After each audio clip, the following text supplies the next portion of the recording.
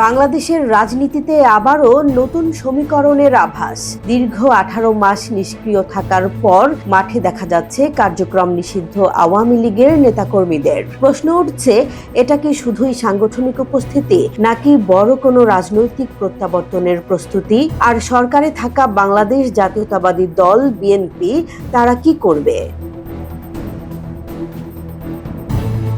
নির্বাচনের পরদিন থেকেই রাজধানীর বঙ্গবন্ধু অ্যাভিনিউয়ে দলীয় কার্যালয়ে জাতীয় পতাকা উত্তোলন, দোয়া, মোনাজাত, ব্যানার টানানো এমন কর্মসূচি পালন করতে দেখা গেছে আওয়ামী লীগের নেতাকর্মীদের। শুধু রাজধানী নয়, পটুয়াখালী, বরগুনা, ঠাকুরগাঁও, শরীয়তপুর, বগুড়া, খুলনা সহ দেশের বিভিন্ন জেলায় একই চিত্র। কোথাও তালা ভেঙে প্রবেশ, কোথাও স্বল্প সময়ের কর্মসূচি। সবকিছুই দ্রুত ছড়িয়ে পড়েছে সামাজিক যোগাযোগ মাধ্যমে।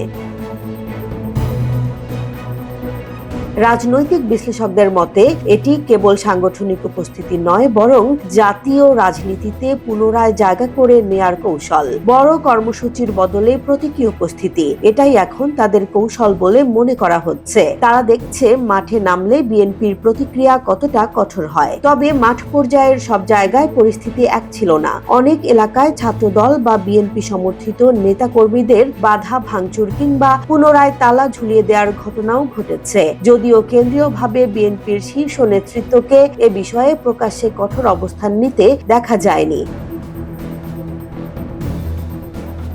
বিশ্লেষকদের মতে এর পেছনে রয়েছে বৃহত্তর রাজনৈতিক সমীকরণ। বিশেষ করে বাংলাদেশ জামাতে ইসলামী এর উত্থান ঠেকাতে আওয়ামী লীগকে পুরোপুরি মাঠের বাইরে রাখা বিএনপির জন্য কৌশলগতভাবে সুবিধাজনক নাও হতে পারে, এমন ভাবনা দলের একটি অংশের মধ্যে রয়েছে। একই সময়ে আলোচনায় এসেছে জুলাই সনদ ও সংবিধান সংস্কার প্রশ্ন। গণভোট ইস্যুতে না ভোটের প্রচারণায় আওয়ামী লীগের সক্রিয়তা এবং বিএনপির তৃণমূল পর্যায়ের অনানুষ্ঠানিক অবস্থান, দুই দলের মধ্যে দূরত্ব কিছুটা কমিয়েছে বলে ধারণা করছেন পর্যবেক্ষকরা। আরেকটি তাৎপর্যপূর্ণ ঘটনা, দীর্ঘ প্রায় 9 মাস পর বরিশাল সদর আসনের সাবেক সংসদ সদস্য জেবুন্নেসা আফরোজ সহ কয়েকজন আওয়ামী লীগ ঘনিষ্ঠ নেতার জামিন। বিশ্লেষকরা এটিকে নতুন সরকারের নমনীয় মনোভাবের ইঙ্গিত হিসেবে দেখছেন।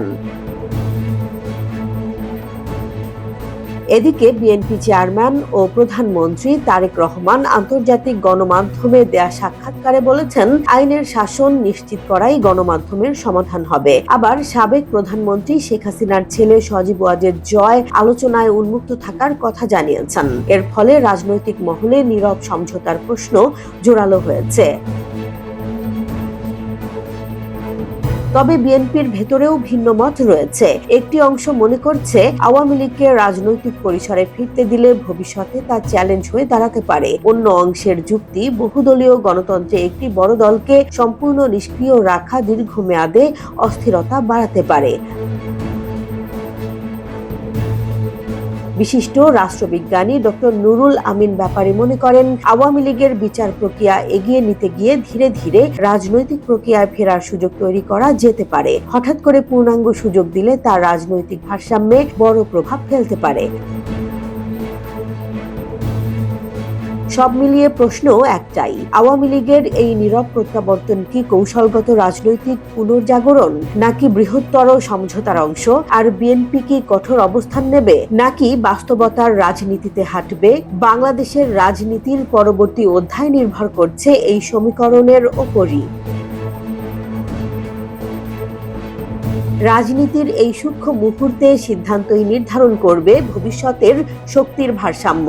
আওয়ামী লীগের প্রত্যাবর্তনের ইঙ্গিত এবং বিএনপির কৌশল, দুয়ের সমন্বয়েই গড়ে উঠতে পারে নতুন রাজনৈতিক বাস্তবতা।